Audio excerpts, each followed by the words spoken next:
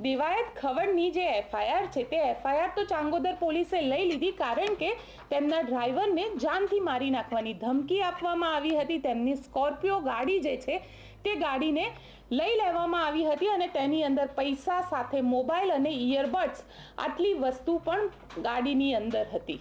હવે એ ગાડી ક્યાં છે તેને લઈને સવાલ ઊભા થઈ રહ્યા છે. એફઆઈઆર ચાંગોદર પોલીસ દ્વારા લઈ લેવામાં આવી છે, પરંતુ દેવાયત ખવડ વિરુદ્ધ પણ અત્યારે એફઆઈઆર કરવામાં આવી છે. જે દેવાયત ખવડ એવું કહી રહ્યા હતા કે પોલીસ મારી એફઆઈઆર નથી લઈ રહી અને 5 દિવસનો સમય વીતી ગયો. હાઈકોર્ટના દરવાજા તેમને ખખડાવી દીધા. આનંદ યાજ્ઞિક એડવોકેટ જેઓ આ આખા મામલાની અંદર હાઈકોર્ટમાં પિટિશન ફાઇલ કરે છે અને ત્યારબાદ ગઈકાલે મોડી રાત્રે દેવાયત ખવડની એફઆઈઆર લેવાઈ જાય છે.